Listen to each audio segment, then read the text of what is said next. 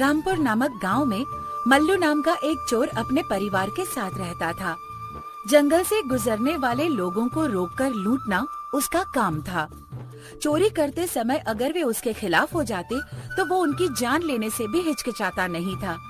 इसी बीच एक दिन उसकी पत्नी, जिसका नाम सरिता था, अभी तक कुछ भी नहीं मिला है, तुम कब जाओगे? जल्दी जाओ, राहगीरों का समय हो गया है। फिर अगर दोपहर हो गई तो कोई नहीं आएगा, तुम्हें गए हुए 3 दिन हो गए हैं। अरे भाई जा रहा हूँ, अभी 3 दिन ही तो हुए हैं। और चोरी से तुम्हारा क्या मतलब है? हाँ, हमें जल्दबाजी नहीं करनी चाहिए। पिछली बार लोग हमारी चोरी के बारे में जान गए थे और पास आने से डरने लगे थे। कुछ समय बाद लोग वापस आएंगे और घटना को भूल भी जाएंगे।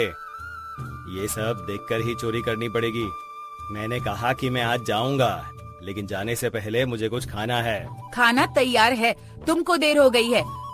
ये लो खाना, इसे लेकर जल्दी जाओ। ठीक है, मैं जा रहा हूँ। तुम्हें मेरे साथ आना है या नहीं? अगर मैं तुम्हारे साथ जाती हूँ तो तुम्हारे साथ अच्छी चीजें ही होती हैं और तुम सकुशल लौट आते हो। मैं कई दिनों से हीरे का हार मांग रही हूँ, इस बार ले आना। अरे मैं थोड़ी बनाता हूँ ये, मुझे ऐसे लोग मिलने चाहिए जो हीरे का हार पहनते हैं। तो मल्लू उस दिन चोरी करने निकल जाता है। वो रास्ते में एक पेड़ के पास छिप जाता है। आप जरा ध्यान से जाइएगा, आप बहुत सारे पैसे लेकर जा रहे हैं। गांव जल्दी पहुंचिएगा क्योंकि यहाँ बहुत चोर हैं। ठीक है, ये मेरे लिए कोई नया रास्ता नहीं है। मैं अब तक कितनी बार आया और गया हूँ। ठीक है, चलो चलता हूँ। तुम ध्यान रखना। आप मुझे अपने साथ नहीं ले जाना चाहते, आप कैसे जाएंगे? मैंने सुना है कि 3 दिन पहले यमुनापुर के रास्ते में चोरी हो गई थी। ठीक है, ध्यान रखना। राजू चला जाता है और जंगल के रास्ते से अपनी यात्रा जारी रखता है। मल्लू, जो समय की प्रतीक्षा कर रहा था, राजू को आते देखकर उसे रास्ते में रोक लेता है। जो पैसे और कीमती सामान तुम्हारे पास है मुझे दे दो, नहीं तो तुम्हें अपनी जान गंवानी पड़ेगी। अरे नहीं, मुझे छोड़ दो, मेरे पास ज्यादा पैसे नहीं हैं। बताओ, मेरे जैसे गरीब के पास क्या होगा? और ये बैग में क्या है? मुझे दो, मैं देखना चाहूंगा। इसमें कुछ नहीं है भाई, रास्ते में खाने के लिए कुछ खाना लेकर ही तो जा रहा हूँ, और कुछ नहीं है मेरे पास। झूठ मत कहो, मैं उस बैग की बात कर रहा हूँ जो तुमने छिपा कर रखा है। मुझे वो बैग चाहिए, तुम्हारा खाना नहीं चाहिए। मुझे पैसे चाहिए जो तुमने छिपा के रखे हैं, समझे? मेरे पास कुछ भी नहीं है भैया, मैंने कहा ना, मुझे जाने दीजिए। तुम इतनी आसानी से नहीं मानोगे, पैसे दे दो वरना। मल्लू ने राजू से पैसों का बैग छीन लिया। अरे झूठ बोल रहे थे तुम, क्या बात है, बहुत पैसे हैं इस बैग में तो। और तुमने कहा कि गरीब आदमी हो। तुमने झूठ कहा, इसलिए अब चाकू मारूंगा। अरे नहीं भाई, मेरी बात सुनो। मेरी बेटी की शादी के लिए पड़ोस के गांव से मैंने कर्ज लिया है। अगर ये पैसे नहीं ले गया तो मेरी बेटी की शादी रुक जाएगी। पैसे दे दो ना भाई। झूठ क्यों बोल रहे हो? बेटे की शादी की बात करोगे तो मैं तुम्हें यहाँ से जाने दूंगा। मेरे साथ ये सब नहीं चलेगा। चुपचाप यहाँ से चले जाओ, वरना चाकू को कहूँ अपना काम करने को। मेरी बात सुनो भाई, ये पैसे मुझे दे दो, नहीं तो मेरा परिवार सड़क पर आ जाएगा। तुम आसानी से नहीं मानोगे, मैं समझ गया। तुम्हें अब चाकू से ही समझाना पड़ेगा। मल्लू चाकू निकालकर उसे डराता है। उसके डर से राजू पैसे के बारे में ज्यादा बोले बिना चला जाता है। 1 हफ्ता बीतने के बाद मल्लू हमेशा की तरह चोरी करने निकल जाता है। आज मुझे किसी और रास्ते से जाना चाहिए। सुना है कि सैनिक वहाँ पर पहरा देने के लिए खड़े हैं। सुरेश की बेटी सुजाता उसी रास्ते से आ रही थी। जल्दी करो बेटा, 2 घंटा और चलेंगे तो गांव पहुंच जाएंगे। तुम नवविवाहित जोड़े हो और कोई घटना होने से पहले तुमको घर पहुंच जाना चाहिए। इस रास्ते पर चोर नहीं है पिताजी। हाँ जानता हूँ, ये पिछली बार वाला रास्ता नहीं है, ये दूसरा रास्ता है। जंगल को पार करने के बाद हम कुछ खाएंगे। लगता है इनके अभी अभी शादी हुई है, गहने भी बहुत होंगे इनके पास। अगर मैं इन्हें लूट लूं तो 10 दिन तक आराम कर सकता हूँ। चुपचाप से जो भी गहने और पैसे हैं मुझे दे दो, वरना तुम लोग यहाँ से जिंदा नहीं जा पाओगे। देखिए भैया, ये नवविवाहित जोड़ा है, 2 दिन पहले ही इनकी शादी हुई है। हमारे पास जो पैसे हैं वो ले लो, लेकिन हमें जाने दीजिए। हम इस बारे में किसी को नहीं बताएंगे। मैं तुम्हें बेवकूफ लगता हूँ क्या? तुम्हें लगता है कि मैं कोई छोटा मोटा चोर हूँ? मुझे पैसों के साथ सारे गहने भी चाहिए, वरना तुम्हें पता है इस रास्ते में कितने लोगों ने अपनी जान गंवाई है। अगर जान का डर है तो यहाँ पैसे और गहने रख दो। देखिए, हमने सारे गहने इस बैग में रखे हैं। आप इसे ले लीजिए और हमें जाने दीजिए। और वो मंगलसूत्र और गले के हार का क्या? वो कौन देगा? उसे भी निकाल कर यहाँ रख दो। नहीं नहीं, ये हार मैं नहीं दूंगी। ये हार मेरी माँ का है। इसमें मेरी माँ की यादें हैं। भगवान के लिए इसे मुझसे मत छीनो। भगवान के लिए इसे छोड़ देंगे तो हम जैसे लुटेरे क्या भीख मांगेंगे? खुद ही अपने गले से इसे उतार दो, वरना मैं निकाल लूंगा। आसानी से समझ नहीं आता तुम्हें? भैया, ये नवविवाहित लड़की है। इस मंगलसूत्र को हटाना ठीक नहीं है। लगता है तुम ऐसे नहीं समझोगे। अब मैं अपने चाकू से ही समझाऊंगा। मल्लू चाकू निकालता है और सुरेश को चाकू से मार देता है। सुरेश की मौके पर ही मौत हो जाती है। अब समझ में आया? चुपचाप हार देती हो या और भी कुछ कहना है? वे डर के मारे सारी चीजें निकालकर मल्लू को दे देते हैं और सुरेश को लेकर वहाँ से चले जाते हैं। भूत मल्लू की सारी करतूतें देख रहा था। हे मल्लू, लगता है आज का दिन तुम्हारे लिए अच्छा है। पैसे और जेवर के साथ गले का हार भी तुम्हें मिल गया, लेकिन ये सब पाने के लिए तुमने एक जान ले ली। तुम्हें इसे क्या लेना देना? तुम हो कौन? मैं किसी भूत वूत से डरता नहीं हूँ। मैं डरावना भूत नहीं हूँ, मैं एक बुद्धिमान भूत हूँ।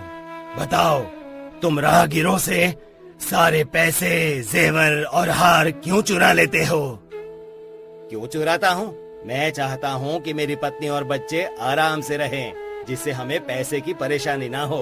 अच्छा, तुमने अपनी पत्नी और बच्चों की खुशी के लिए किसी भले इंसान की जान ले ली। क्या तुम उन्हें इतना प्यार करते हो? हाँ बिल्कुल, मैं जो कुछ भी करता हूँ उनके लिए ही करता हूँ।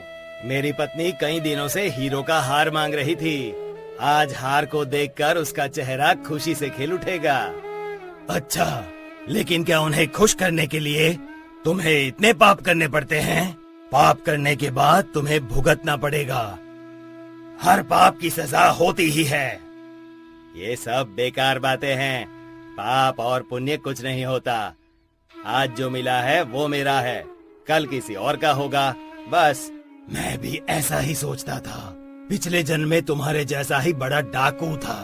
पाप से नहीं डरता था मैं, पर अब देखो क्या हाल हो गया है मेरा। इस हालत से मुझे हजारों सालों तक मुक्ति नहीं मिल पाएगी। तुम भी ये पाप के काम बंद कर दो। मैंने इसे अनुभव किया है, इसलिए कह रहा हूँ। ये मेरा हाल इसका सबूत है। अब सुधर जाओ। लेकिन अगर मैं कल से ये काम बंद कर दूं तो अपनी पत्नी और बच्चों को आराम नहीं दे पाऊंगा। और अगर मुझे उनकी जरूरतें पूरी करनी है तो मुझे चोरी के अलावा कुछ नहीं आता। मतलब तुम अपनी पत्नी और बच्चों की खुशी के लिए ये सारे पाप कर रहे हो।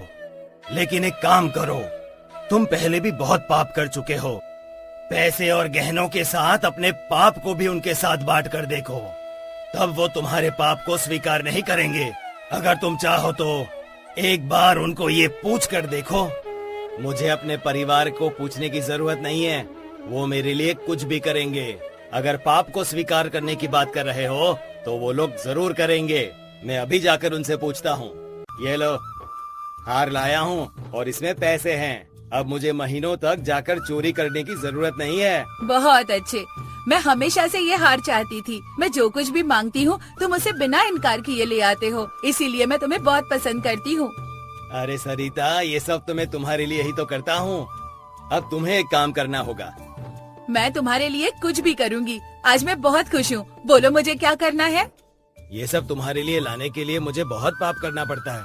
मतलब आज मैंने एक आदमी की जान ले ली, तब जाकर तुम्हारे लिए हार ला पाया हूँ। मैंने बहुत पाप किए हैं। तो क्या अब तुम इन पापों को साझा करना चाहोगी? ये क्या कह रहे हो? हम जो कुछ भी मांगे उसे लाना आपकी जिम्मेदारी है। मुझे परवाह नहीं है कि तुमने इसे चुराया है या कड़ी मेहनत की है। सभी पाप तुमने किए हैं और उनमें से आधा पाप अब मेरे साथ साझा करना चाहते हो। ये नहीं हो सकता। मुझे वो पाप नहीं चाहिए। मैं नरक में नहीं जाऊंगी। क्या बात है माँ? पाप क्या होता है? पाप का मतलब है तुम्हारे पिता की चोरी और डकैती और दूसरे लोगों की मेहनत की कमाई लेना। हम डकैती को पाप कहते हैं। अगर तुम ये पाप करोगे तो नरक में जाओगे। नरक में बहुत कठोर सजा मिलती है। क्या मेरे पिता को मेरे पापों की सजा नरक में मिलेगी? हाँ बेटा, इसकी सजा मिलेगी। लेकिन क्या तुम अपने पिता के कुछ पापों को बांटोगे? मुझे नर्क में सजा नहीं पानी माँ, मुझे भी ये पाप नहीं चाहिए।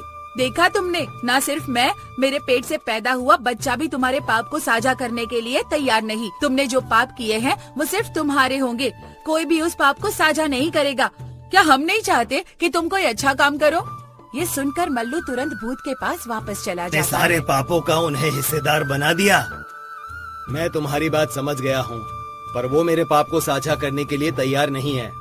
वो तो कह रहे हैं कि ये सब मेरी जिम्मेदारी है। मैंने तुमसे पहले ही कहा था, पाप को साझा करने के लिए कोई तैयार नहीं होता। पर इन पापों से तो मुझे कभी मुक्ति नहीं मिल पाएगी। अब तुम ही कोई रास्ता बताओ। तुम्हें ये सारे काम छोड़ने पड़ेंगे। तुम्हारे पास जो कुछ भी है उनसे अच्छे काम करने की कोशिश करो। धीरे धीरे तुम्हारे पाप कम हो जाएंगे।